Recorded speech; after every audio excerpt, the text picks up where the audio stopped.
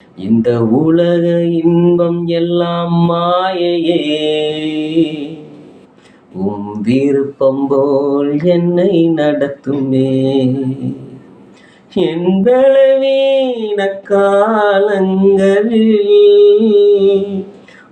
பலத்தால் பாதுகாக்கின்றே. என் பலவீன நேரங்களில் பலத்தால் காத்து வருகின்றே. உடைந்த பத்திரம் நான் எதற்கும் உதவாதவன், ஒரு குலைந்த பத்திரம் நான் எவரும் விரும்பாதவன். குயவன் கையில் பிசையும் களிமண் போல, குயவன் கையில் பிசையும் களிமண் போல, என் சித்தம் அல்ல உம் சித்தம் போலாக்கும்.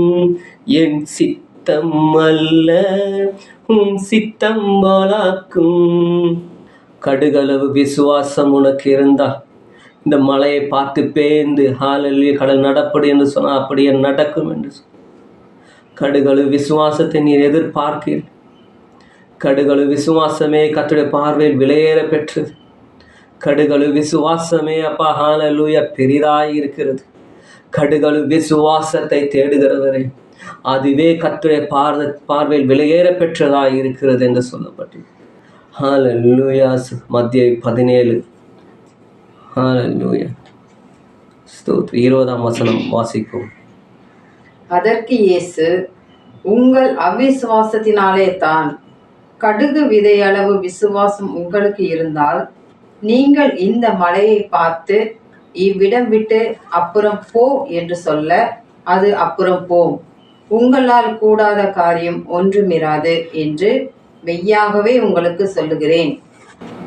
ஒருவருக்கு ஒரு புத்தி சொல்லி இப்படியே கர்த்தராகிய இயேசு கிறிஸ்து வருகைக்கு அனைவர் ஆயத்தமாகுங்கள் என்று ஆண்டவராகிய இயேசு கிறிஸ்து போதித்தபடியாக கர்த்தர் உங்களிடத்தில் எதிர்பார்க்கிறது என்ன? கடுகு விதை அளவு விசுவாசம், அதை அவர் திரும்ப செய்கிறதா இருக்கிறது. உனக்குள் கடுகு அளவு விசுவாசம் இருந்தால் அது கர்த்தராகிய இயேசு கிறிஸ்துவை அசைக்கிறதாய் இருக்கிறது. இங்கே சீஷர்கள் ஆண்டவராகிய இயேசு கிறிஸ்துல கேட்குறாங்க, ஏசப்பா நாங்கள் உங்களை பிரியப்படுத்த விரும்பினேன்னா நான் விசுவாசத்தில் பெருசாக ஏதாவது செய்யணும்னு அவங்க ஆசைப்படுறாங்க. ஆனால் அவங்க ஏசப்பா கிட்ட ஏசப்பா கிட்ட கேட்குறாங்க, நாங்கள் விசுவாசத்தில் வளரணும் ஆண்டவரே, நாங்கள் என்ன செய்யறது, எங்களுக்கு இந்த விசுவாசம் பெருக செய்யுங்க. அப்போ ஆண்டவர் பிரியமாக இருக்கலாம்ல. விசுவாசிக்கத்தானே ஏசப்பா கூட இருந்து சீஷர்கள் என்ன உணர்ந்துட்டாங்கன்னா அவருக்கு விசுவாசம் அவருக்கு பிரியமாக இருக்குதுன்னு சொல்லிட்டு சீஷர்கள் உணர்ந்துட்டாங்க. அப்போ சீஷர்கள் உணர்ந்ததுனால அவர் கூட இருந்ததுனால நம்ம விசுவாசிச்சா எதையும் செய்யலாம். வருகிற மக்கள் எல்லாம் விசுவாசிக்கும் போது அற்புதத்தை பெற்று செல்கிறாங்க. வருகிற மக்கள் விசுவாசத்தினால அநேக குணங்களை பெற்றுக்கொள்கிறாங்க.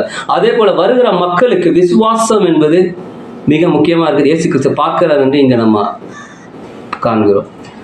நம்ம வாசிப்போம். மத்தேயு 15:28 அதிகாரத்தை வாசிப்போம்.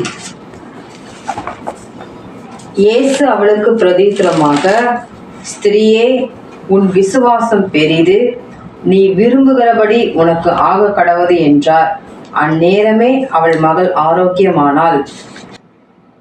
இயேசு அவளுக்கு பிரத்யுத்தரமாக, ஸ்திரீயே, உன் விசுவாசம் பெரியது, நீ விரும்புகிறபடி உனக்கு ஆக கடவுது என்று இங்கே இயேசு கிறிஸ்து இங்கே சொல்லுகிறார்.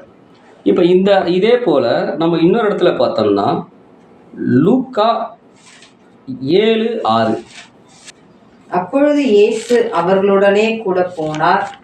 வீட்டுக்கு சமீபமான போது 100க்கு அதிபதி தன் சிநேகிதரை நோக்கி, நீங்கள் அவரிடத்தில் போய், ஆண்டவரே, நீர் வருத்தப்பட வேண்டாம், நீர் என் வீட்டு வாசலுக்குள் பிரவேசிக்க நான் பாத்திரன் அல்ல. நான் அதிகாரத்துக்கு கீழ்ப்பட்டவனாயிருந்தும் எனக்கு கீழ்ப்பட்டிருக்கிற சேவகரும் உண்டு. நான் ஒருவனை போவென்றால் போகிறான், மற்றொருவனை வாவென்றால் வருகிறான், என் வேலைக்காரனை இதை செய்யென்றால் செய்கிறான் என்று நான் சொன்னதாக சொல்லுங்கள் என்று அவர்களை அனுப்பினான். இயேசு இவைகளை கேட்டு அவனை குறித்து ஆச்சரியப்பட்டு திரும்பி தமக்கு பின் செல்லுகிற திரளான ஜனங்களை நோக்கி, இஸ்ரவேலருக்குள்ளும் நான் இப்படிப்பட்ட விசுவாசத்தை காணவில்லை என்று உங்களுக்கு சொல்லுகிறேன் என்றார். இங்க இந்த நூற்றுக்கு அதிபதி சொல்றத நம்ம காணும்போது, அவன் வந்து தன் இந்த விசுவாசத்துல தன்னை தாழ்த்துகிறத இந்த இடத்துல நம்ம காண முடிகிறது. அந்த நூற்றுக்கு அதிபதி கிட்ட எல்லாமே இருக்கு. அவனுக்கு கீழே அநேக வேலைக்காரர்கள் இருக்கிறாங்க, அநேக வந்து எத்தனையோ பேர் இருக்கிறாங்க. ஆனா யார் முன்னாடி நிக்கும்போது நம்ம எப்படி நிக்கணும்ன்றது ஒரு முதல் காரியமா இருக்கிறது. இங்க நம்ம இயேசு கிறிஸ்து முன்னாடி நிக்கும்போது அவர் எதிர்பார்க்கிற விசுவாசம் அது தாழ்மையோட இணைஞ்சிருக்க வேண்டும். அந்த தாழ்மையோட இணைஞ்சிருக்கும் போதுதான் அந்த விசுவாசம் தேவனை அசைக்கிறதா இருக்கிறது. மீண்டும் இந்த மத்திய 15:28 அதிகாரத்துக்கு வருவோம். அப்பொழுது அந்த திசைகளில் குடியிருக்கிற கானானிய ஸ்திரீ ஒருத்தி அவரிடத்தில் வந்து, ஆண்டவரே, தாவீதின் குமாரனே, எனக்கு இரங்கும், என் மகள் பிசாசினால் கொடிய வேதனைப்படுகிறாள் என்று சொல்லி கூப்பிட்டாள். அவளுக்கு பிரதியுத்தரமாக அவர் ஒரு வார்த்தையும் சொல்லவில்லை. அப்பொழுது அவருடைய சீஷர்கள் வந்து, இவள் நம்மை பின்தொடர்ந்து கூப்பிடுகிறாளே, இவளை அனுப்பிவிடும் என்று அவரை வேண்டிக் கொண்டார்கள். அதற்கு அவர், காணாமற் போன ஆடுகளாகிய இஸ்ரவேல் வீட்டாரிடத்திற்கு அனுப்பப்பட்டேனே அன்றி மற்றபடி அல்ல வென்றார். ஆமென். இங்க வந்து நம்ம ஆண்டவர் இயேசு கிறிஸ்துவோட வழிநடத்தல பார்க்கும்போது அந்த ஸ்திரீ வந்து அவர்கிட்ட இருந்து ஏதாவது அற்புதத்தை பெற்றுக்கொள்ளலாம், அவர்கிட்ட ஏதாவது நம்ம வந்து பெற்றுக்கொள்ளலாம்னு சொல்லிட்டு எவ்வளவோ வாஞ்சியா அவர்கிட்ட போயிட்டா எல்லாரும் சுகம் பெற்றுறாங்களே, நம்மளும் போனா சுகத்தை பெற்றுடலாம் அப்படி சொல்லிட்டு அந்த ஸ்திரீ வந்து ஆர்வமா போகிறத இங்க நம்ம வாசிக்க முடியுது. அந்த ஸ்திரீ வந்து அவரை பின்தொடர்ந்து போறாங்க, ஏதாவது அற்புதம் நடந்துரும் அப்படின்னு சொல்லிட்டு போறாங்க. ஆனா ஆண்டவர் இயேசு கிறிஸ்து அவங்களை கண்டுக்கவே இல்லை. அப்போ இருக்கும்போது அது என்ன, அவன் கண்டுக்கவே போகுது. அப்போ சீஷர்கள் எல்லாருக்குமே ஆச்சரியம், எல்லாருக்கும் அற்புதத்தை செய்கிற தேவன் ஏன் இந்த ஸ்திரீக்கு அற்புதத்தை செய்யலை அப்படின்னா அவங்களோட வரலாறுல பல விதமான காரியங்கள் இருக்குது.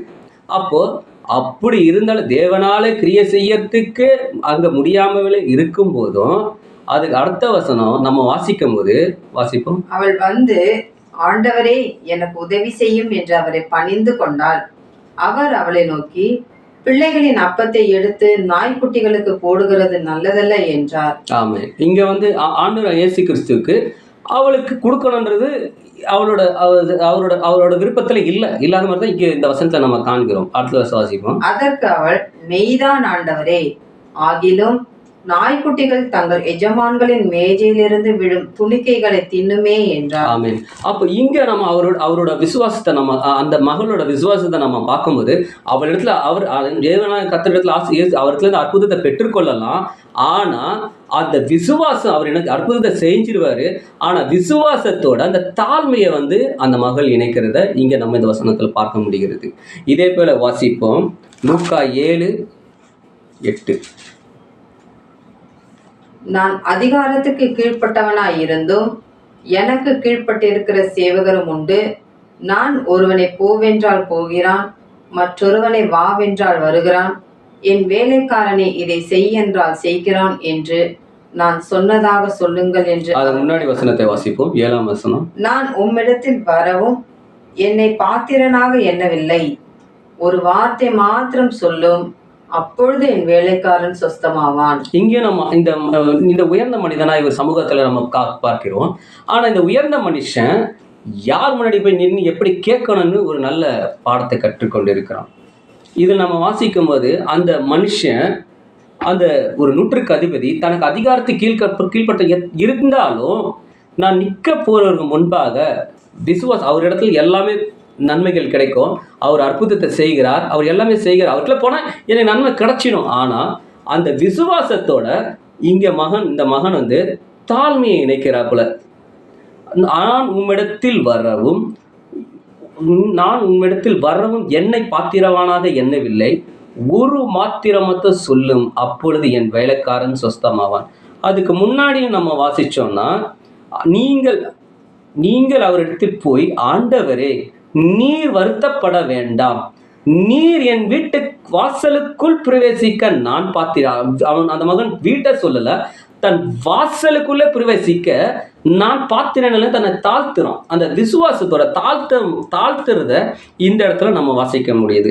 மார்க் 5:25-34. அப்பொழுது 12 வருஷமாய் பெரும்பாடுள்ள ஒரு ஸ்திரீ அநேக வைத்தியர்களால் மிகவும் வருத்தப்பட்டு தனக்கு உண்டானவைகளை எல்லாம் செலவழித்தும் சற்றாகிலும் குணமடையாமல் அதிக வருத்தப்படுகிற பொழுது இயேசுவை குறித்து கேள்விப்பட்டு நான் அவருடைய வஸ்திரங்களை ஆகிலும் தொட்டால் சுஸ்தமாவேன் என்று சொல்லி ஜன கூட்டத்துக்குள்ளே அவருக்கு பின்னாக வந்து அவருடைய வஸ்திரத்தை தொட்டாள். ஆமென். இந்த மகளும் அவரிடத்துல போனால் அற்புதத்தை பெற்றுக்கொள்ளலாம். ஆனால் அவகிட்ட விசுவாசம் இருக்கு, விசுவாசம் வந்துடுச்சு. ஆனால் தேவன் அங்கே மிராக்கல் செய்யலை. இவள் பின்னாடி போய் அவரை தொடும்போது அவருக்கு முன்பாக நிற்க கூட தன்னை பாத்திரனா எண்ணாம தயங்கி இந்த மகள் முன்னாடி பின்பாக சென்று அவள் விசுவாசத்தோட அந்த தாழ்மையாய் அவள் தொட்ட விஷயம் தேவனை அசைத்ததா இருக்கிறது. இதை செய்தவளை காணும்படிக்கு அவர் சுற்றிலும் பார்த்தார்.